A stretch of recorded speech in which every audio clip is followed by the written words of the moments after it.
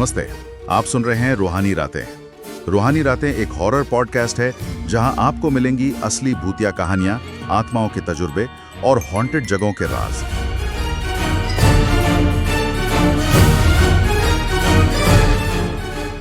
कहानी का पूरा आनंद लेने के लिए हेडफोन का उपयोग करें और बत्तियां बंद कर दें, क्योंकि ये वक्त है रूहानी रातों का।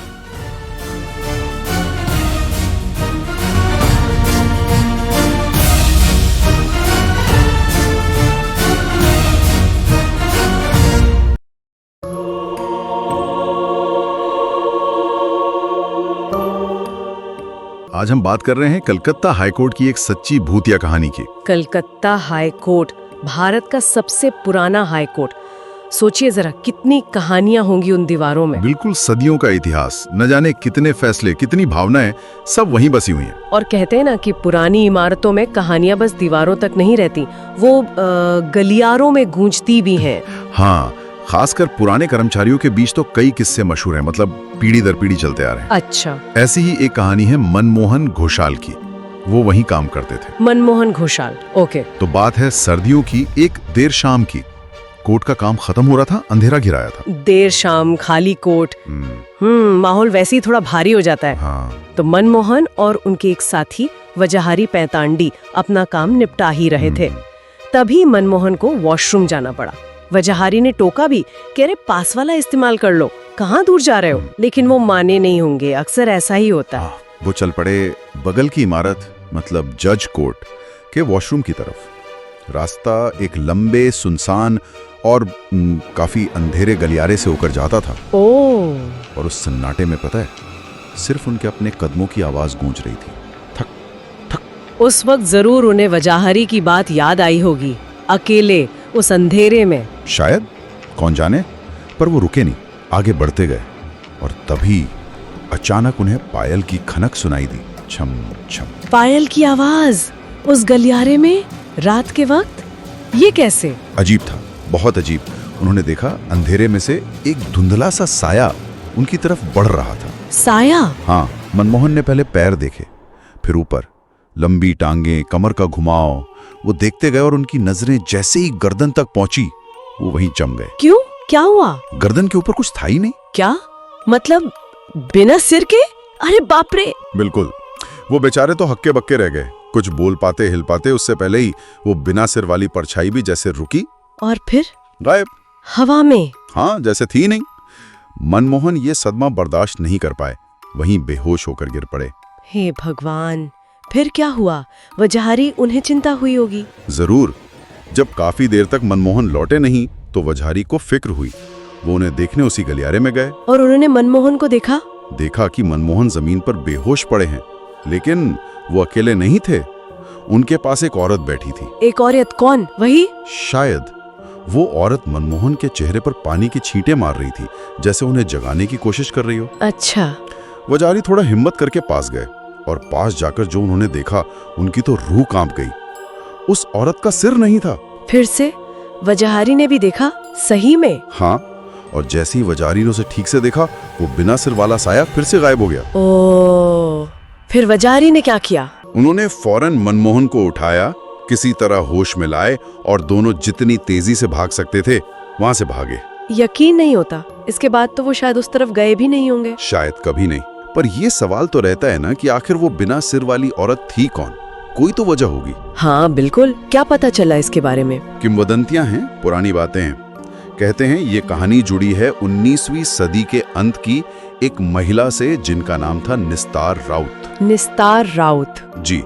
कहा जाता है कि वो उस जमाने की एक यौनकर्मी थी और बेहद खूबसूरत थी। तो उनका हाईकोर्ट से क्या लेना देना? उन्होंने हाईकोर्ट में एक अर्जी दी थी।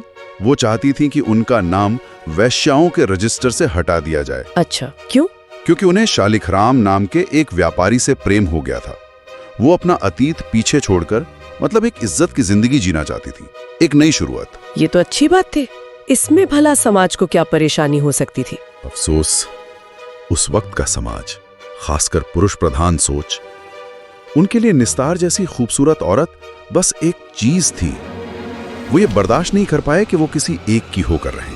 मतलब? पहले तो निस्तार को डराया धमकाया गया।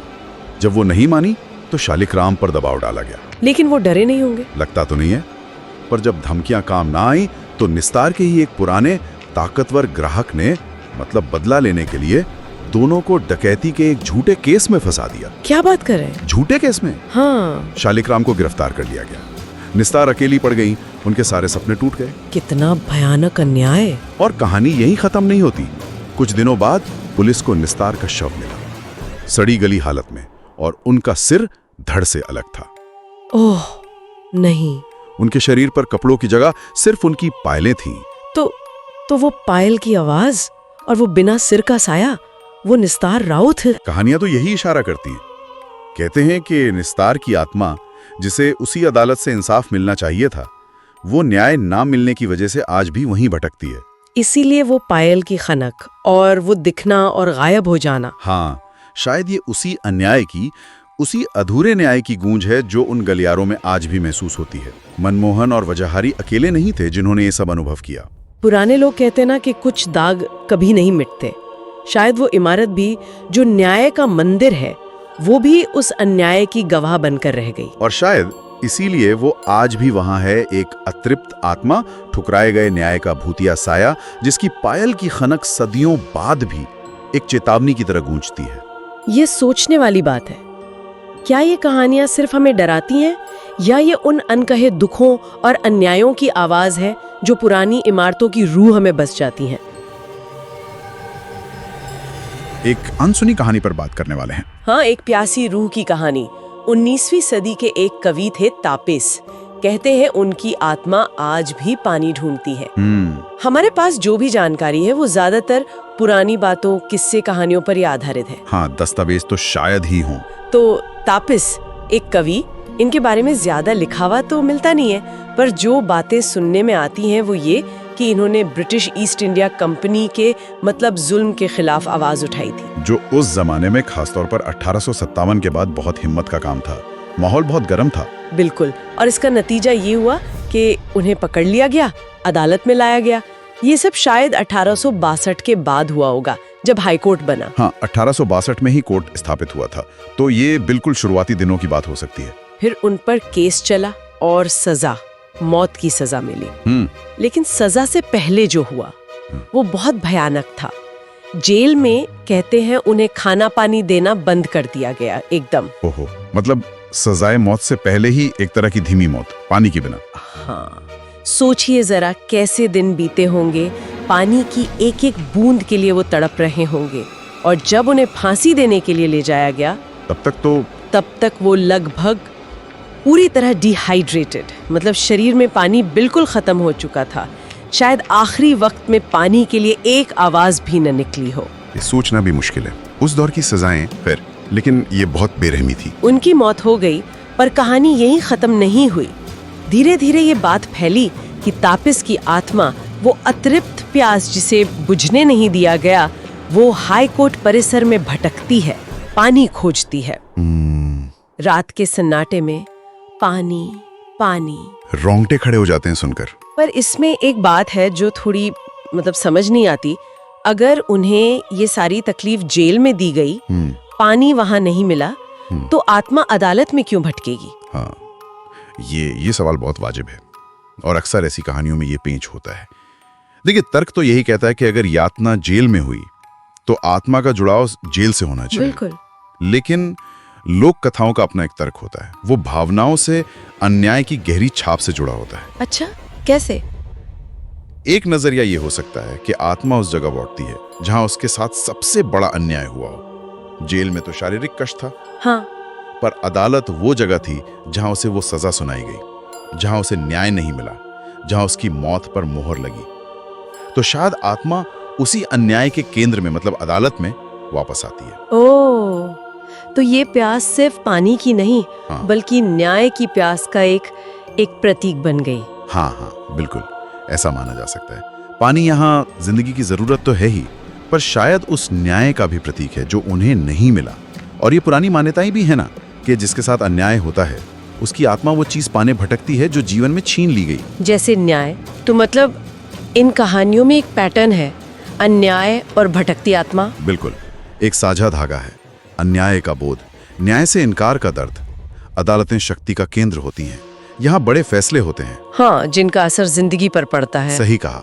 तो शायद इसीलिए ये जगहें ऐसी कहानियों के लिए, क्या कहते हैं, एक जमीन तैयार करती हैं, जहां अन्याय की भावना इतनी गहरी होती हैं कि वो कहानियों में ढल जाती हैं, इमारतों में गूंजने लगती हैं। तो सोचने वाली बात यह है कि क्या ये सिर्फ कहानियां हैं, लोक कथाएं, या फिर ये उस गहरे दर्द का सबूत हैं जो अन्याय के बाद इंसान की रूह में बस जाता है और उन जगहों पर अपनी एक छाप छोड़ जाता है।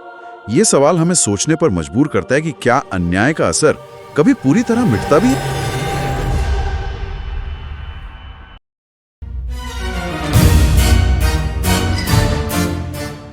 सुनने के लिए धन्यवाद। आप रूहानी रातें सुन रहे थे।